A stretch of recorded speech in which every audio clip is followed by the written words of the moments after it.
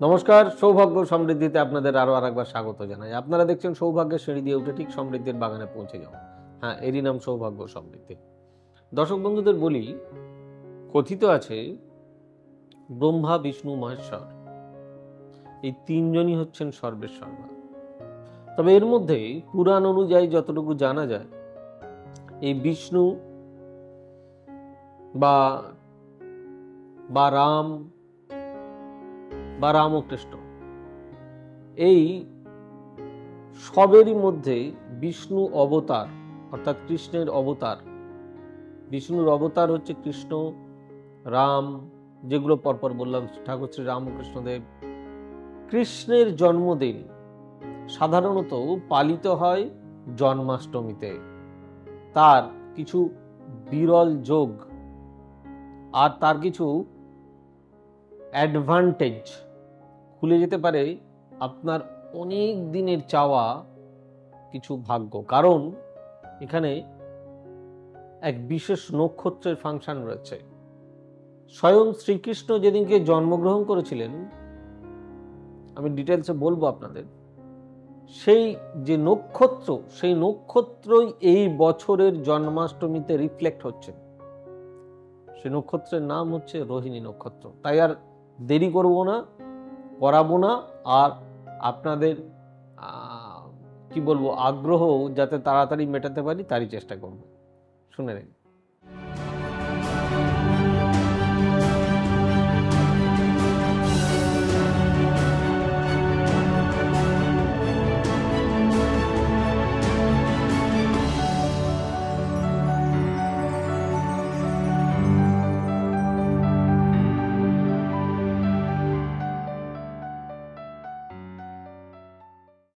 2024 জন্মাষ্টমীতে বিরল যোগ খুলবে। বন্ধ ভাগ্য কাদের? হ্যাঁ, সেটাই তো। এই বছর কৃষ্ণ জন্মাষ্টমী উপবাস পালিত হবে 26শে আগস্ট। পূজা অর্চনা হবে ওই দিনই। সন্তান লাভের ইচ্ছায়, যারা অনেক দিন সন্তান লাভের ইচ্ছা করছেন, পাচ্ছেন না, সন্তান লাভের ইচ্ছায় আপনি যদি ভগবানকে গোপালের রূপে পুজো করেন, তাহলে আপনার সেই ইচ্ছা পূরণ হলেও হতে পারে। জন্মাষ্টমীর জন্য সবাই অধীর আগ্রহে অপেক্ষা করে থাকে। প্রতি বছর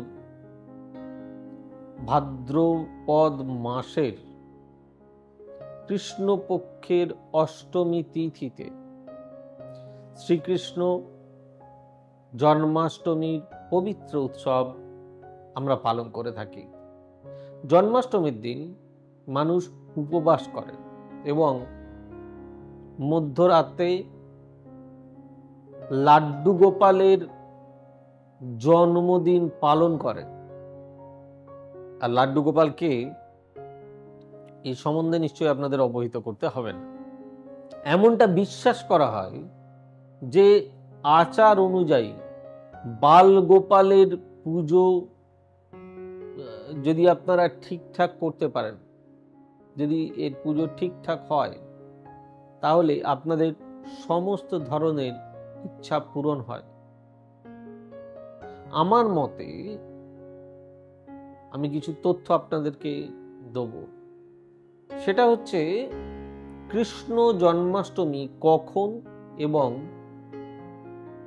কি কি কাকতালীয় ঘটনা এবারে ঘটতে চলেছে। শুভ জন্মাষ্টমীর দিন ভগবান শ্রীকৃষ্ণের অষ্টরূপ বালগোপালের পুজো করা হয়। প্রতি বছর ভাদ্র মাসের কৃষ্ণপক্ষের অষ্টমী তিথিতে আমরা জন্মাষ্টমী পালন করি, তাই তো? এবং এর ফলে আমরা অনেক শুভ লাভ পাই, অনেক আশীর্বাদ পাই, তার ব্লেসিংস পাই। এবছর কৃষ্ণ জন্মাষ্টমীতে উপবাস পালিত হবে 26শে আগস্ট। ওই দিন পূজা অর্চনাও হবে। সন্তান লাভের ইচ্ছায় আপনি যদি ভগবান গোপালের পুজো করেন, তাহলে আপনার বা আপনাদের সেই ইচ্ছা অতি অবশ্যই পূরণ হতেই পারে। ভাদ্রপদ মাসের কৃষ্ণপক্ষের অষ্টমী তিথি কবে শুরু হচ্ছে? শুরু হচ্ছে 26শে আগস্ট ভোর 3:12 থেকে। পরের দিন 27শে আগস্ট 4:16 শেষ হচ্ছে। মাথায় রাখবেন, এই বছরের জন্মাষ্টমীতে মানে কি বলবো, সবচেয়ে বিশেষ যোগ, সবথেকে বিশেষ যোগ হলো যেটা আমি প্রথমেই বলছিলাম, সেই নক্ষত্র যেখানে ভগবান শ্রীকৃষ্ণ জন্মগ্রহণ করেছিলেন, এই বছর এই নক্ষত্রে জন্মাষ্টমী পালিত হবে, অর্থাৎ রোহিণী নক্ষত্রে পালিত হবে শ্রীকৃষ্ণের জন্মদিন। রোহিণী নক্ষত্রেই শ্রীকৃষ্ণের জন্ম হয়েছিল। জন্মাষ্টমীতে পুজোর শুভ সময় 26শে আগস্ট রাত 11:15। পরের দিন অর্থাৎ নবমী তিথিতে গোকুল ও বৃন্দাবনে পালিত হবে কৃষ্ণ জন্মোৎসব। তাই এবছর 27শে আগস্ট শ্রীকৃষ্ণের জন্মদিন পালন করা হবে। আপনারা অতি অবশ্যই এই জিনিসগুলো, যেগুলো বারবার বলছে, এগুলো মনে রাখবেন।